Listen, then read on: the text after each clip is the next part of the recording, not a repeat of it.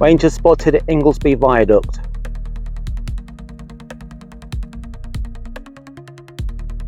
Not too sure what this used to be. Obviously part of the medieval village.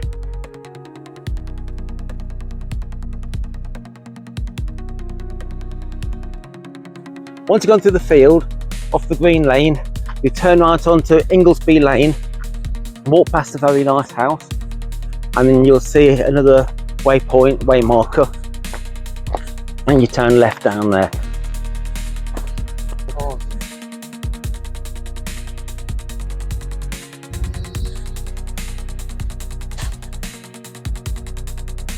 Hopefully we're going to be picking up that path just up there. Back on the train track again. I think this might be private property, but it won't be the first time today. This should take us to Ingarsby Viaduct. Hopefully we can get down the side of the viaduct. If not, we'll have to head back, walk round, and then get back down. This is the top of Ingarsby Viaduct. Want to try and get down now.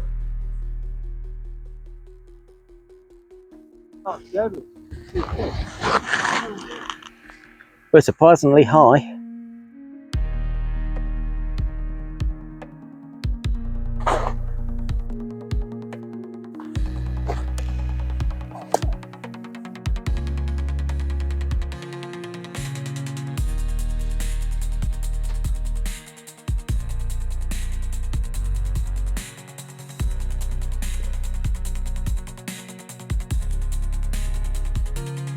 Bit of a climb down there. Can't really video this with too much undergrowth, but this is a little gem. Once you've gone down the side of the embankment, if you just walk along the side of the river for a little bit, well, along the brook, you'll see like an opening down towards the river.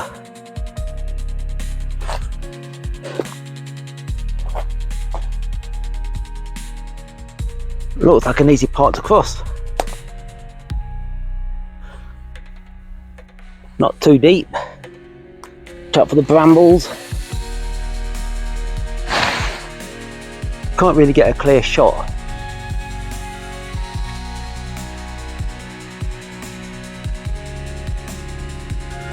Then back up out the other side. We're back on track again, sort of.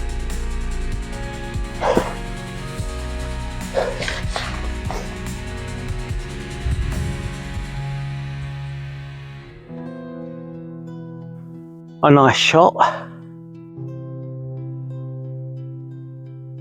That's quite high. That was quite an interesting discovery. Seeing the Ingarsby Viaduct. Bit awkward climbing down, but if you go to the other side from Ingarsby, there's like some sort of makeshift steps down there, which is slightly easier. But once you've done that, follow the river or the little brook, then you'll come to like some stones, cross over the stones, go over the other side, and there's a little gate. Once you've gone through the gate, you get a real nice view of the viaduct. You turn left, and then eventually you'll come back to the yellow way markers. After walking along the edge of the field, you come to another yellow way marker, and well, we've been back on track since the first yellow way marker. So the farmer came along, he shouldn't shoot us too much. I'm keeping a straight line basically. Once you go over the sty, got a nice little bridge to take you over the brook. Cross over the bridge, and you'll see another sty just in front. Once you've gone over the sty, you turn right. Once you turn right, you'll see another yellow way marker just ahead.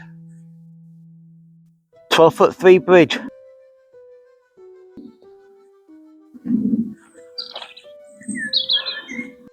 Then once you come out from over the field, you turn left, you'll have a old bridge to your right, you turn left, you follow along back onto Ingarsby Lane. Ingarsby train station. Don't know if that's the station master's house. Is it? Nice gate. Don't think he's a station master anymore. No. Once you get to the end of Ingarsby Lane, you cross over Ingarsby Road and you'll see a sign, public bridle way. Turn left down here and head over there. You can see almost a yellow post over there. You go across the field a little bit, through a gate, over what looks like a newish bridge, and carry on up the hill. Eventually, when you get to this side of the field, you go through this field, through this gate, and you can see the other way marker straight in front of you. It's an easy route to follow.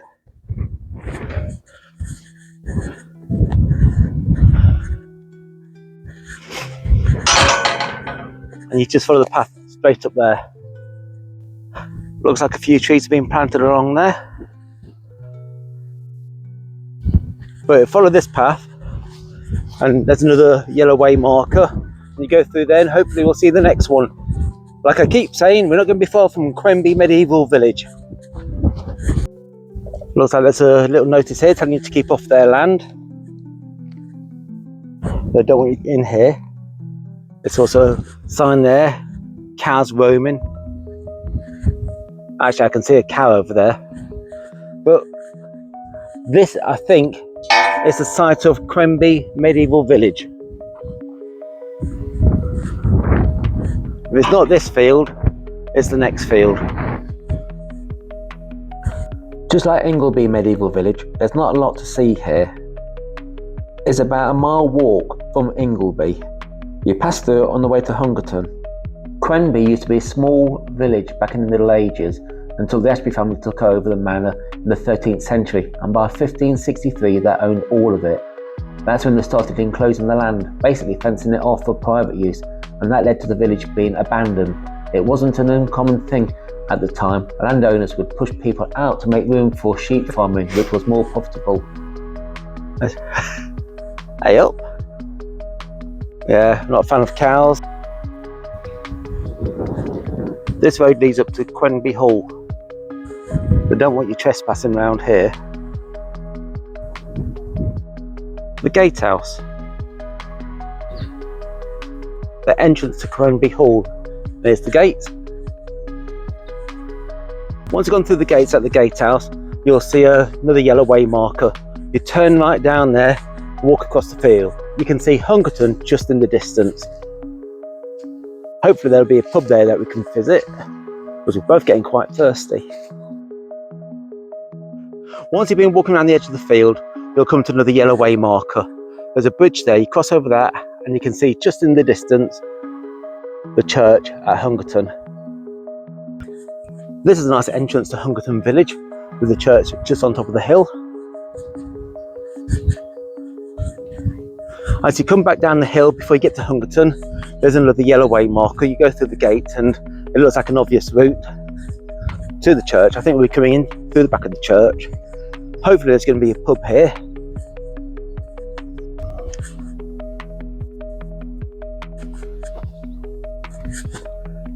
This is a nice way to walk into Hungerton village.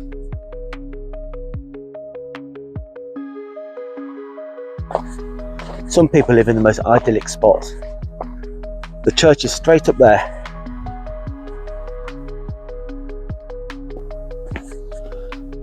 Just coming to the church, don't mind saying, my knees are aching for this hill climbing today.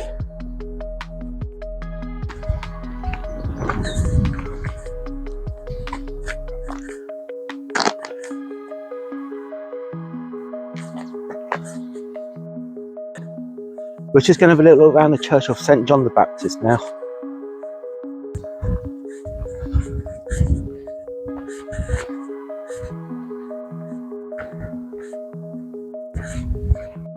The building itself dates back to the 14th and 15th centuries. It's built in the early English style, mostly from rubble stone, with ashlar detailing.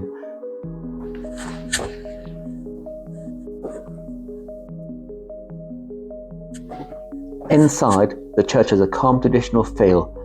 There are oak pews added during the 1851 restoration, an organ and a set of memorable windows, 11 in total. It's simple but rich with local history. I think this is one of the nicer churches we've actually looked around. This is a lovely church, isn't it? One corner of the church, the Quenby Chapel, was restored in 1927 by Sir Howell Stranmore, Nutton. It even had a Bible donated by Prince Helena Victoria, which shows the kind of connections the church had at the time. The church is part of a wider benefice along with Keam, Bilston, Goadby and Skeffington. They hold Holy Communions on the first Sunday of the month at 9 AM and a quiet evening service on the third Sunday at 5.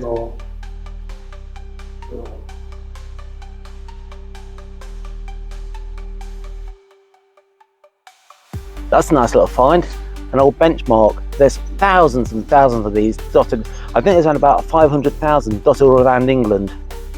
And here's one of them.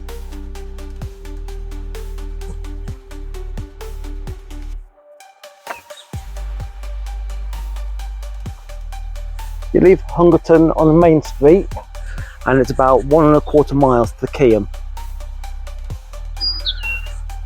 As you leave Hungerton on Main Street, just as you come to the corner, you'll see another marker. Turn left down here and back across the fields. It looks like an easy route to follow for a well-trodden path. Just keep crossing through all the gates and keeping the hedge to your right hand side, and eventually we'll come to, I think it's Keam Road, just down the other side of the hedge. You can see Keam Road just over there. Just found out there's an old graveyard just down here as you go towards Keam on the right hand side. So you can have a little look round there. Walking across the field was ½ mile. The other alternative is to go along the road, but walking across the field is a lot nicer. You cross over Keam Bridge. Hopefully there won't be a car coming behind us and killing us. That'd be a nice little place just to pitch down.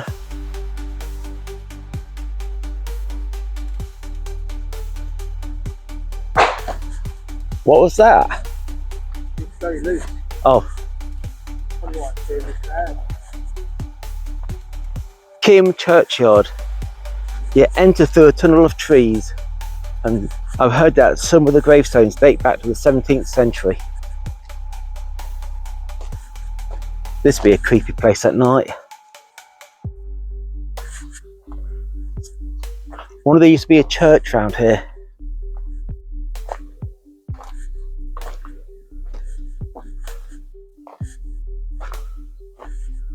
Be interesting to find about the history about this place. Dating back until 1745. You got one there, 1743. That's the oldest one you've seen? Yeah. Old, isn't it?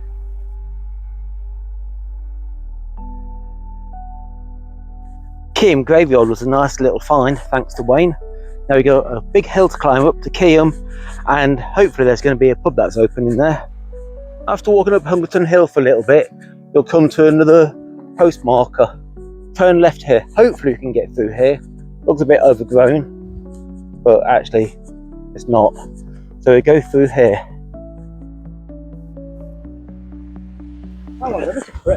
Oh, looks like the horses came over to say hello to us. These are cute.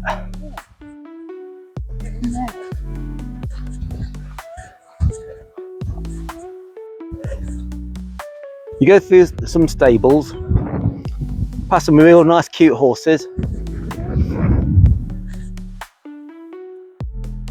and you'll see another way marker in the corner.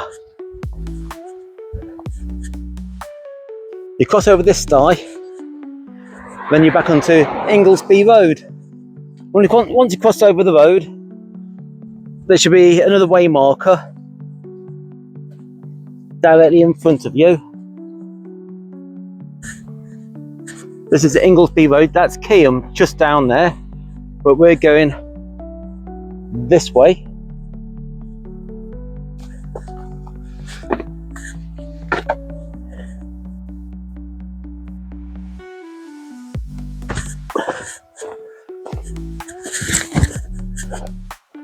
And we should be coming into the back end of Keam around here somewhere.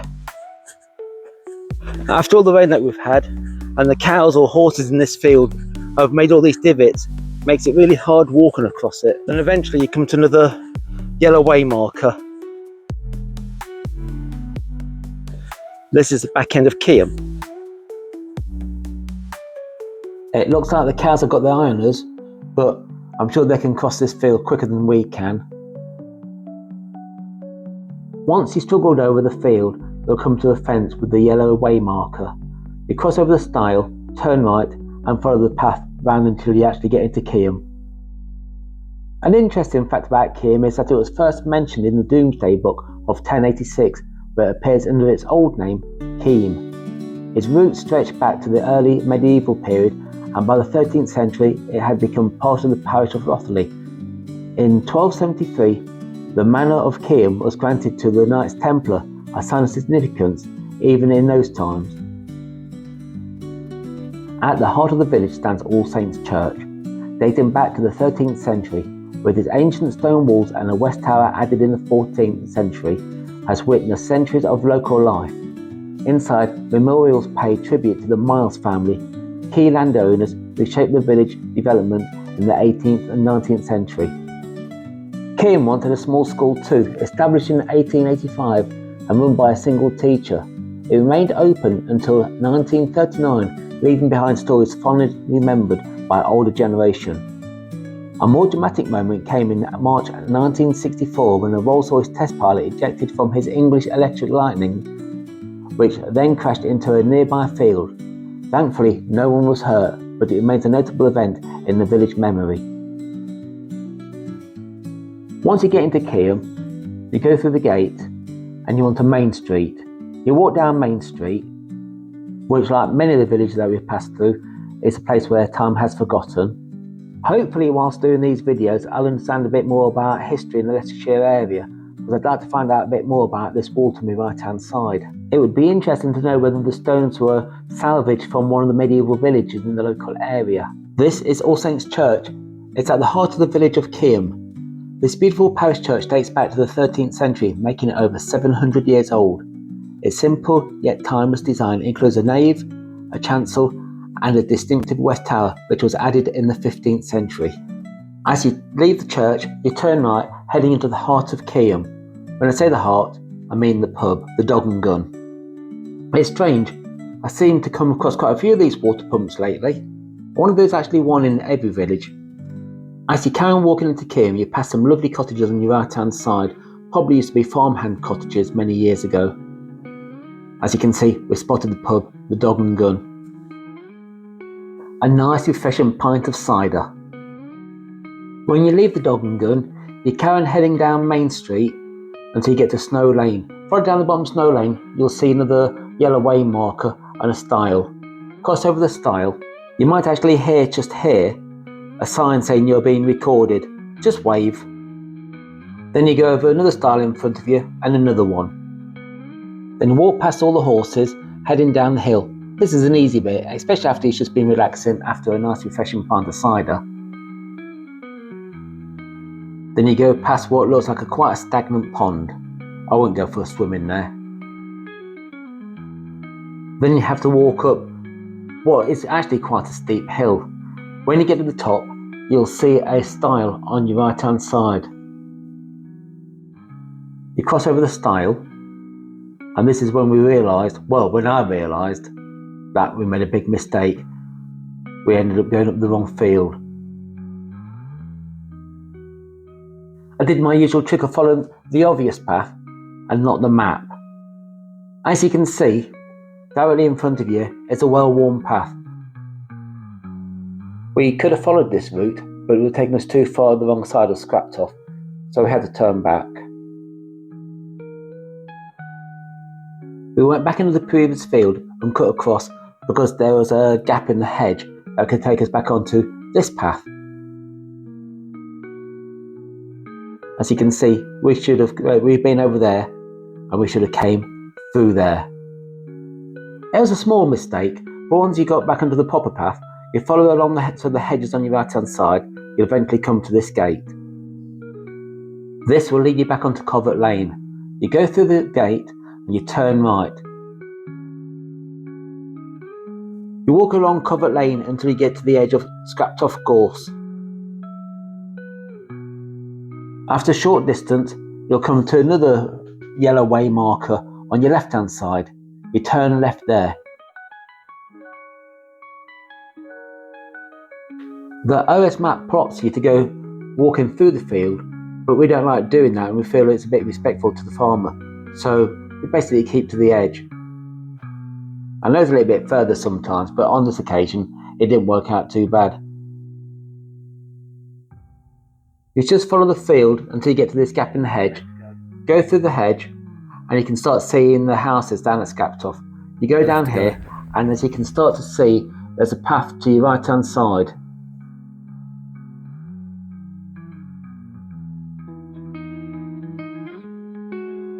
When you get to the end of the field, to the hedge, you'll see a little bridge. You cross over the bridge, and you can see the path again on the right hand side. It's straight, and you pick this up, and it brings you back down to the old disused railway. This time, instead of going along the disused railway, we thought we'd actually follow the public right of way. So follow the path, which is actually a nice little route. This brings you out onto Dolby Road. When you get to Dolby Road, you turn right and follow it all the way down until you get to a bend in the road, where you'll see, well, it's actually hard to see, a footpath. I really do feel like I'm walking down somebody's drive on this one. It's sort of hidden by a hedge, but it is a proper footpath, and you just go down here, downhill all the way. It really does feel like a secret path, an ideal shortcut. I'm glad to keep this path maintained, because if they didn't cut the hedge back, it'd be very tight down here. And it brings you out onto Marefield Close. Walk to the end of Marefield Close, and there's the car. Hi. Well, that's a walk that's slightly different to our usual walks. We've done 10.81 miles. We saw Ingarsby Tunnel, the medieval village of Ingarsby, the medieval village of Quenby. We also saw a viaduct, an aqueduct, a monk's grave. We even walked along a disused train line for a reasonable amount of time. We came across a old farmhouse area. Oh, the list goes on. As well as another place that I also visited was the Keum graveyard, which is an interesting place to visit. So, you know, it's been quite interesting, if not rather tiring walk, but hopefully you enjoyed this, even though it's slightly different, and would like to leave a comment about what we've done, and if there's anywhere that you'd like us to visit and that lot, please mention it and that lot, and hopefully we'll see you again soon. Thank you for watching. Bye.